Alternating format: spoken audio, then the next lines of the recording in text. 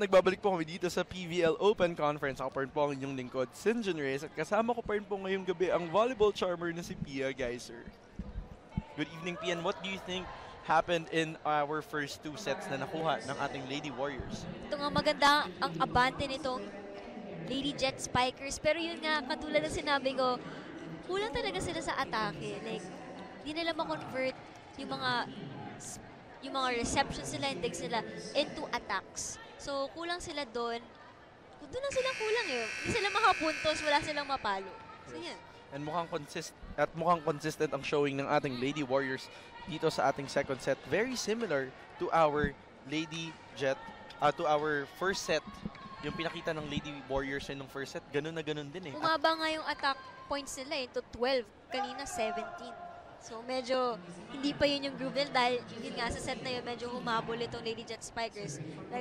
Nagkakagulo pa sila. Pero yun nga, sa huli, sila pa rin ang nanaig in that last game.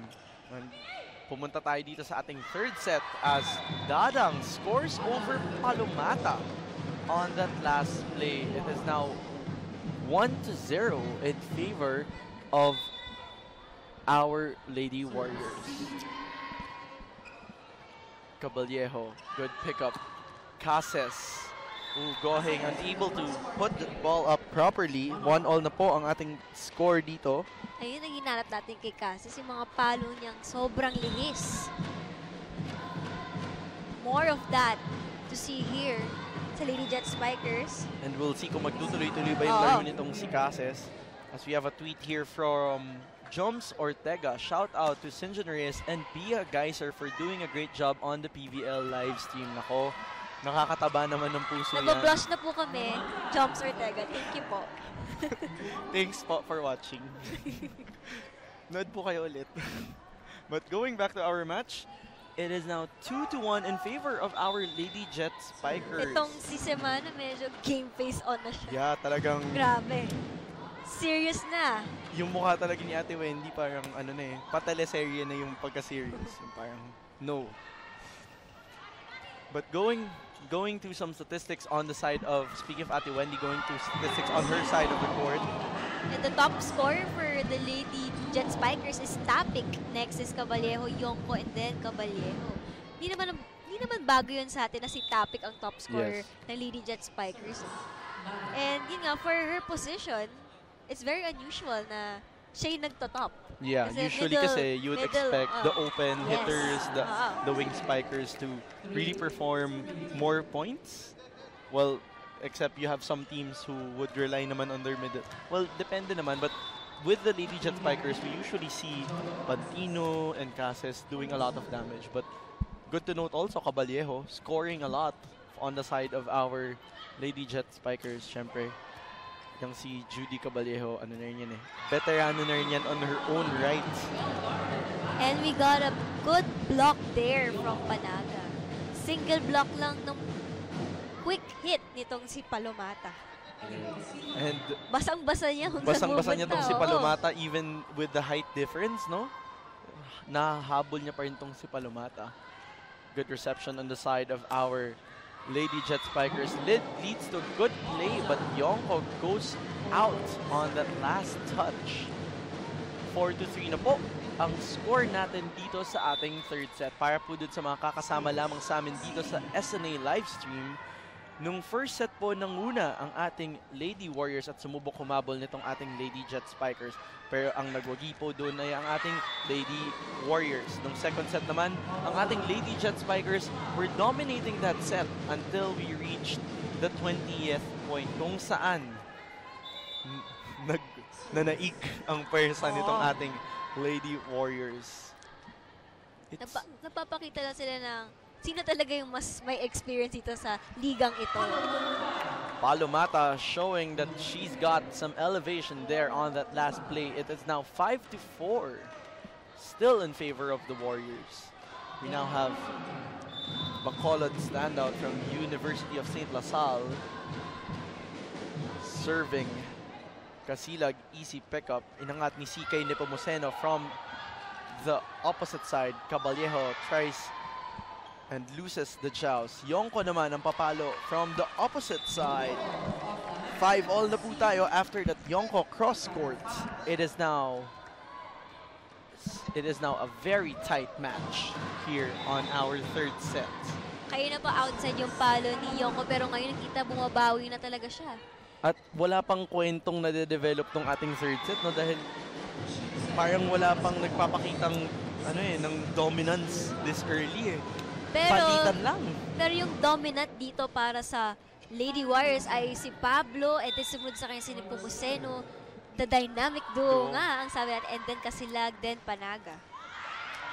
And very great, that's good numbers for Jeanette Panaga because syempre, kaabang-abang din yan sa gitna on the side of our Lady Warriors. Pero mukhang nagsisimula ng umabante ang ating Lady Warriors ng 2 puntos dito. It is 7-5 after that good Panaga serve. Pero nabati ko agad, partner, because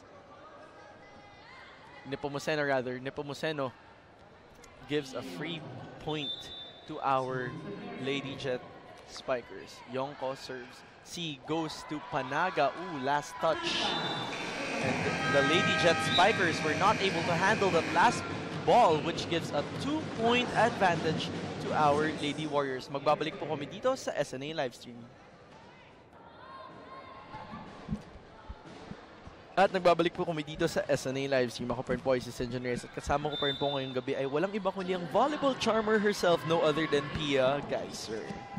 Kaya nga magkita natin sa game na to sa dalawang top scorers dito sa dalawang teams na ito. Para sa Lady Warriors, itong si Pablo, yung success rate ng kanyang attack is 43%. And para naman kay Casis, 23%. And habang sinasabi mo pa lamang yung pangalan ni Pablo, what a very nice hit coming from Pablo who goes cross-court. Ang hirap basahin talaga nitong si Pablo. Cross-court, down the line. At may power pa. Yun nga eh. My loves talaga. Ginagalingan talaga. You faced Pablo before in yes. the UAAP, and how hard was it to defend some powerful hitter like Pablo? Like you know, what I would do is like, I'll just go forward. Go forward ako. And then dun ako sa butas ng blockers. And then kung ano mang mangyari, sasaluhin ko yun. Susugod ka. Susugod ako. Yes. So, you will face power with might and power as well. Parang marami akong nakuha palo sa kanya na kinuha ko sa dibdib ko. Naka-partner, I hope you are well. I remember this. Ano ba? Kasi isang point na lang, mananalo na sila. Tapos yung score na parang 28-all, ganun. So, sabi ko sa sarili ko, bawal to. Bawal bumagsak yung bola. Si Pablo nasa harap. Sabi ko, naku. Magdasal ka na lang. And I'm sure that those were the intense hits that you'd be getting from Amyla Pablo at the end game. Speaking of intensity, continuous damage here on the side of from our Lady Warriors gives them a 4-point lead na po. And speaking of Myla Pablo, doing damage also from the service line, it is now 12-7. Lady Jet Spikers, hirap pa rin sila mag-receive dito. Yes, and we now see the second libero, May Crisostomo, coming in on the side of our Lady Jet Spikers. C does a ball drop. Cases on the other side with an off-speed. May Crisostomo was there. Inangat ni Wendy Ansemana on the back quick kay Tapik. Itong si Tapik, lahat talagang maaasahan dito sa gitna. At itong si Tapik, hindi na lang tumatapik. Di ba dati, medyo smart, hindi naman smart, but very strategic siya. Oo. Iniisip niya kung anong gagawin niya. Ngayon, power na talaga. Oo.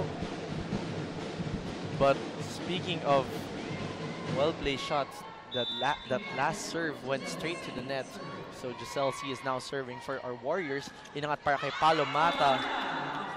No one was there to cover on the part of our Lady Warriors. 39 na po ang ating score dito sa ating matchup. And ang lamang ay nasa ating Lady Warriors pa rin. Makita natin na attack points, tied sila ngayon. So, nung second set rather, makikita natin na tied talaga sila sa attack points. Pero pag pahuli, naiiwan itong Lady Jet Spiker. So, let's see if mako-convert nila tong mga receptions nila, digs nila. Like katulad na ginawa ni Yonko. Yeah. More attack points for them to win the set. And trying to be very strategic na itong ating Lady Jet Spiker. So, we could say that maybe there's a lot of errors there that's contributing on the side of our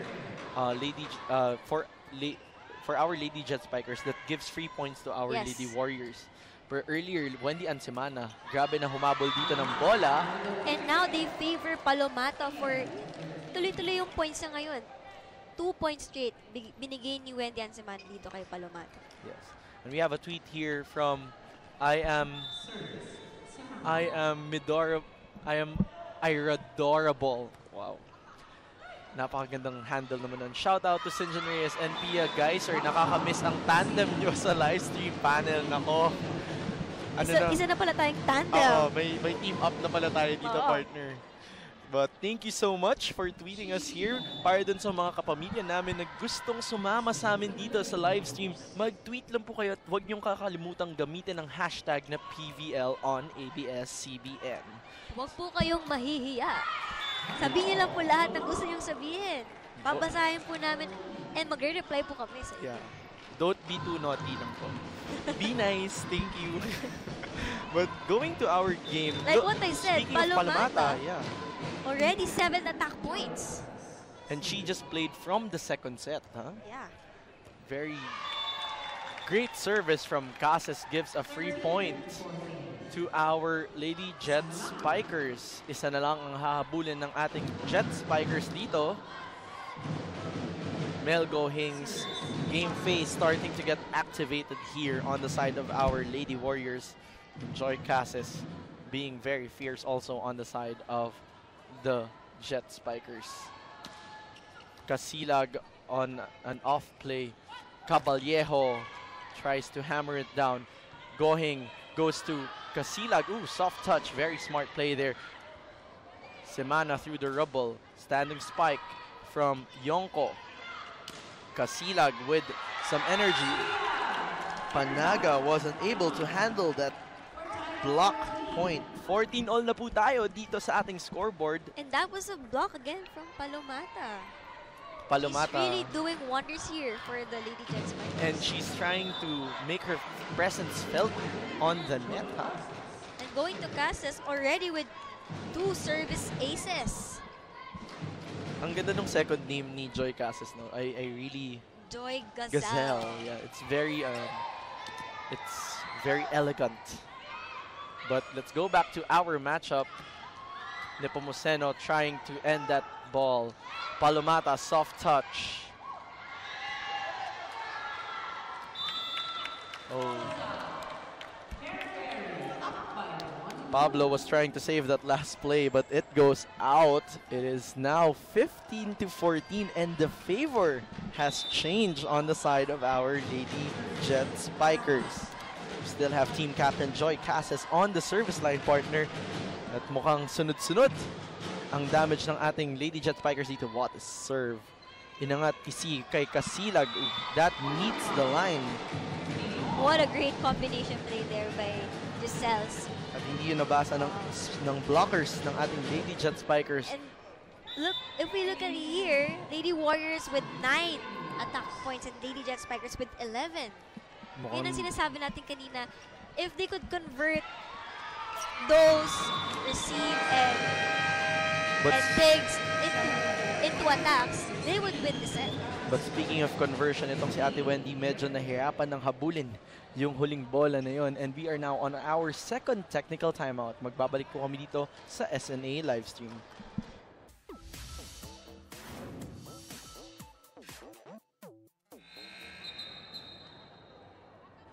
At nagbabalik po kami dito sa PVL Open Conference. Magandang gabi po mga kapamilya. Ako po ang inyong lingkod, Sinjin Reyes, at kasama ko po ngayong gabi ay walang iba kundi ang volleyball charmer from UP na si Pia Geyser.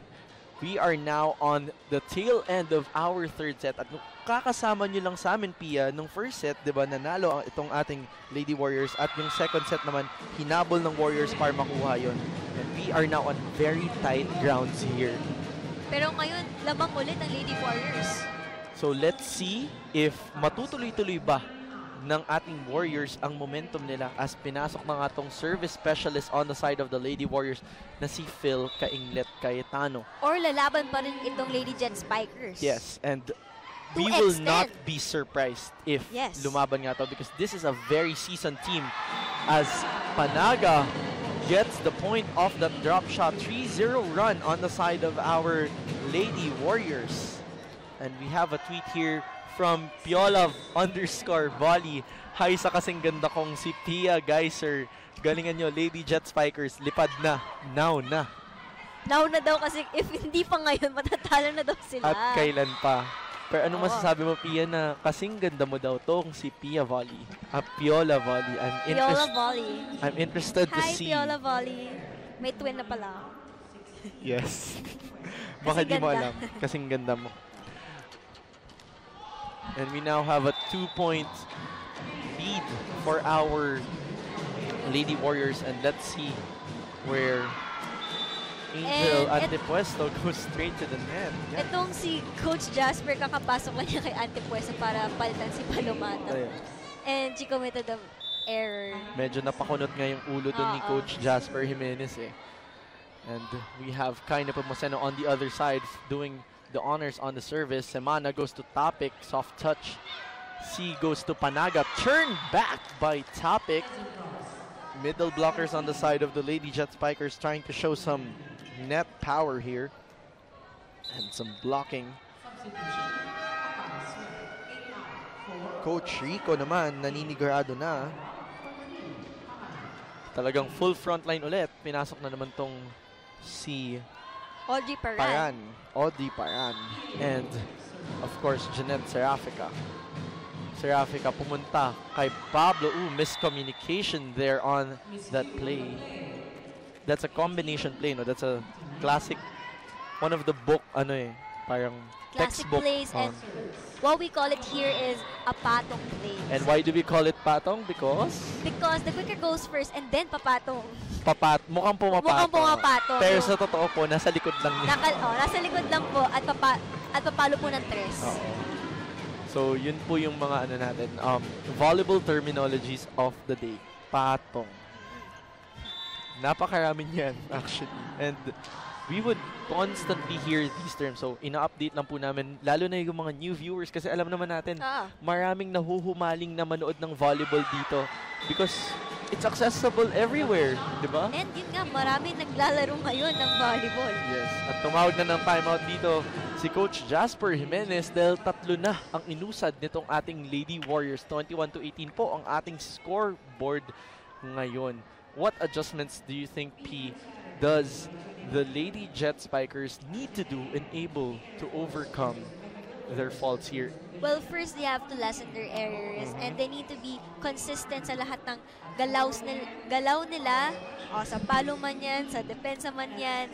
And syempre kailangan makakonvert talaga sila dun sa mga depensa na yun. Yun yung importante kasi looking at the past sets, hindi nila nako-convert itong mga palo na yun. So conversion talagang mukhang isa sa mga problema dito sa side ng ating Lady Jet Spikers. But let's see. That's just 3 points. But we are on the tail end na talaga. So let's see how this will go. Where will Panaga bring her serve? Straight to the net. Gusto ni Panaga mas maging exciting itong game na to. Well, I would not be surprised because we all want an exciting game, but I'm sure Coach Chico will have something to say about that. Kainglet Cayetano, nice pickup there. That last play goes out. It goes out. But the players on the side of the Lady Warriors trying to look for a check ball there. And the lead is now down to 1 na Pia.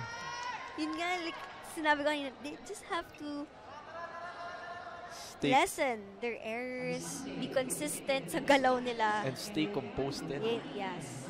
Yun nga ang meron sa kanila dapat. Dapat. Kasi matatanda na sila, alam na nila yung larong ito. So, hindi na sila dapat kabahan sa mga ganitong scenario. Grabe naman. Pasintabi naman dun sa matatanda. Mga ate. Seasoned na sila. Seasoned, yes. Experience. Experience. Yes. Veterans. Veterans. But wag naman yung matatanda, P. Hindi naman, Matatanda na maglaro ng volleyball. Ito naman. magagaling. I will go. But let's go back to our match and let's see what will happen in this last play as Caballejo. Ooh, very nice serve there. Ties that match on that last serve. Sharp serves here from Caballejo, ha? Yun nga, alam naman itong Lady Warriors na magagaling ang mga Lady Jet Spikers sa service. Kaya nga yung focus nila sa training nila is defense tsaka serve receive. Pablo sa kabila, very nice save here on the side of Caballejo. Inangat ni Serafica para kay Pablo sa gitna naman. Ooh, no one was able to cover that last play. 22-21 na po ang ating scoreboard dito. That patong play. Nagpatong play Oo. si Myla Pablo doon. Hindi lagi ginagamit nila para magkapuntos. Casilla goes back in here. It's working for them. Nagpatong play is working for them. Yes. So, kung yun yung nag-work, yun ang gagawin nila. And open naman ang binigay ni Giselle C. Inangat ni Crisostomo para kay Cases. On the other side, inangat naman para kay Casilag. Nasagot to ni Yonko. The ball goes to Casilag. Turned back. Free ball given to our Lady Jet Spikers. Goes to Topic. A miscommunication gives a free ball to our Lady Jet Spikers. We are at 22 all. Joy Cases trying to call for a double touch here on the side of the Lady Jet Spikers. Topic now marches at the back row, serving. Going was there. Serafica goes to Dadang. Antepuesto was there to block. Casilag through the block. 2 points away na ang ating Lady Warriors para tapusin ang match na to. Angat na angat talaga si Casilag pag pumapalo siya. Sa mga blockers niya, napakatangkad niya kasing open spiker. At high flyer pa siya. Oo. Napakataas pa tumalon. Giselle Sinang sumiserbisyo dito. Inangat ni Cases inangat ni Semana para kay Cases. Nandito na ako doon. Dahil napakaganda ng bigay ni Ate Wendy on that last play. It is now 23 all. Nako. At yun nga yung classic na Cases na nakita natin lagi. Brace yourselves, mga kapamilya, dahil mukhang napaka-exciting na nang mangyayari. Yonko wasn't able to handle that first line cross court of Casilag. They gained the first match point advantage here.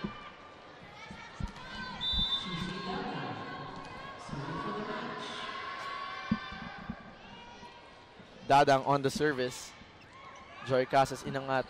Semana goes to Cases who very exciting. Very excited ang crowd natin dito. Inangat ni C para kay Nepomuceno and she's turned back on that patong play. Sabi mo nga partner, patong play ang gumagana dito. So paulit-ulit na gagawin yung patong play. And pero bantay ang maganda na. Dito is nag-adjust na itong Lady Jet Spikers. At alam na nila na bantay patong. na bantay yung play na yun.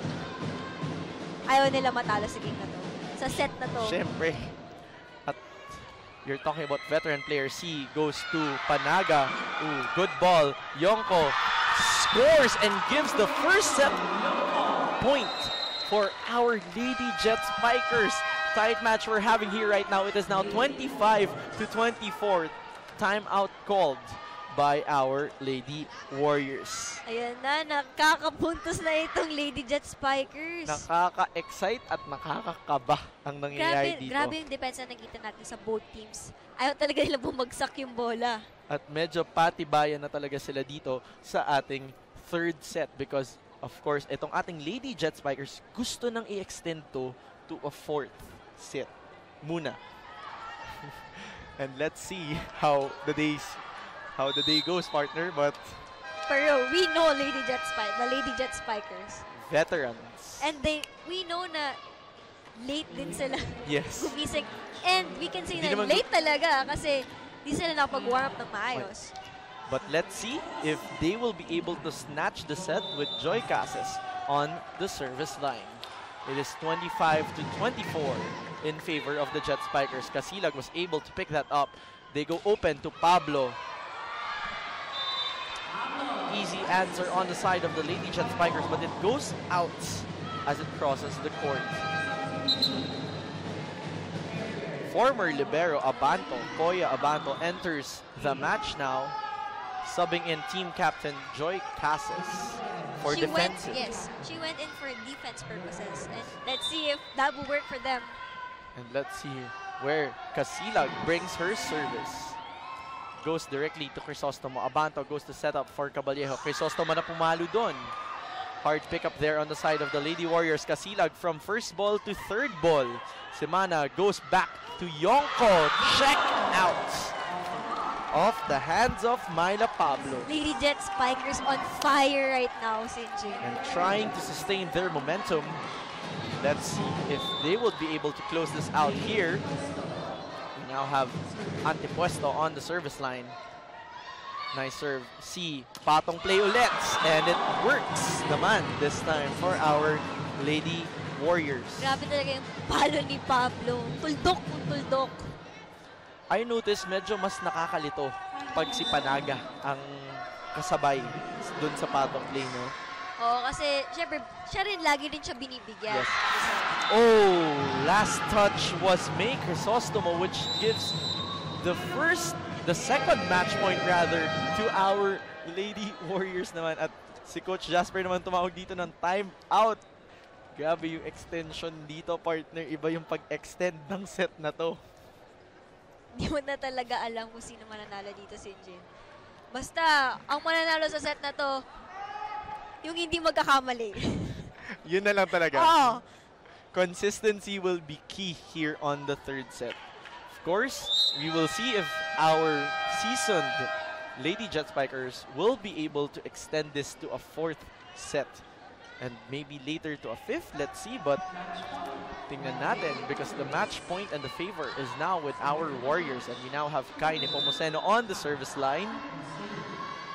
Ito na yung sinasabi nating Battle of the Veterans. Caballejo, easy pickup. Inangat para kay Caballejo rin.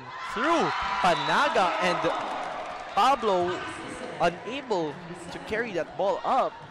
Tied tayo sa 27. Tatlong set points na pinaglaruan natin dito, partner. So let's see where Yonko will bring her serve. Nice float there. Si Inangat. Ooh, a violation is called.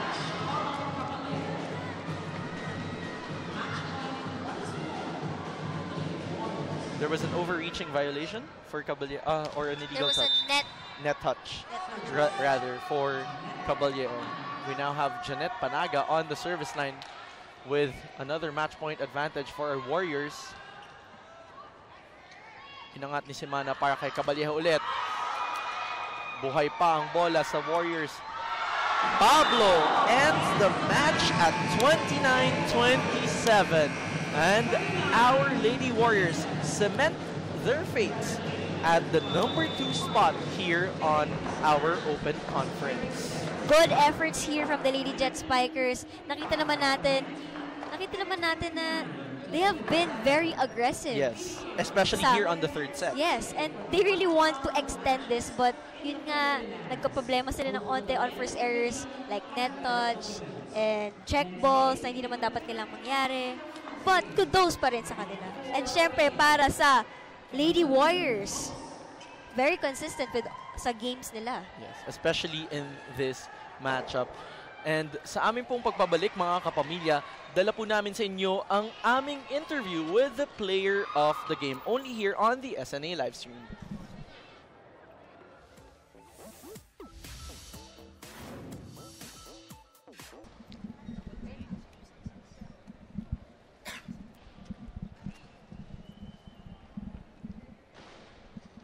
At nagbabalik po kami dito sa SNA Livestream. Magandang gabi gabi po mga kapamilya. Ako pa rin po ang inyong lingkod, Sinjon Reyes, at kasama ko pa rin po ngayong gabi ay walang iba kundi ang volleyball charmer na si Pia Geyser. And Pia, do the honors to introduce our player of the game. And for our player of the game, I see Giselle C. Yes. Yun. Sabi nga sa akin ng mga teammates mo, Giselle C, na hindi pa kayo nananalo dito sa Lady Jet Spiker sa Yes. preliminary. So, Yes. how important is this game for you? Siyempre para sa amin, sobrang importante nitong game na ito kasi going to the semis namin, pampataas ng moral din namin saka yung ranking din. So, siyempre yung ranking namin, mag-choose kami kung sino yung gusto namin kalaban for the semis. Ayun. Siyempre. At how do you think did this game affect your confidence naman, G? Sobrang taas ng yung mga moral ng bawat isa sa amin talagang andon, tas yung eagerness namin na gusto talaga naming manalo, andon din. Okay. And P, you have any more questions? Meron ka bang gustong batiin? Of course. Binabati ko yung pamilya ko dyan sa Cavite, sa C Family, sa Abadilla, and sa mga ka-office mate ko dyan sa Otsuka Solar, and sa Yonko Family. So hello sa inyo dyan at maraming salamat, G. Congratulations for winning this match and we hope you well on your next game. Thank you sa pagsama sa amin dito. Thank you. And mga kapamilya, on Saturday, abangan nyo po ang matchup ng ating Power Smashers kontra ang team ni Pia dati, ang alma mater niya na Lady Maroons. At pagkatapos po nyon, after the Lady Maroons and the Power Smashers, abangan nyo po pagkatapos nun ang Lady Falcons at ang ating Lady Jet Spikers, who will try to see if they will be continuing their or sustaining their rank in the standings. At para naman makasama sa semifinals, yes, diba? at tingnan naman natin Oo. kung sino ba ang maghaharap at kasi medyo may idea na tayo kung sino yung cast pero Oo. who will be facing who on, and that will be decided this weekend. And on behalf of everyone here on the live stream team, nagpapasalamat po kami sa pagsama nyo po sa amin ngayong gabi dito lamang sa PVL Open Conference. Ako po ay si Sinjon Reyes, and on behalf of my partner Pia Geyser, maraming salamat po, and we'll see you again to bring you more volleyball action only here on the SNA live stream.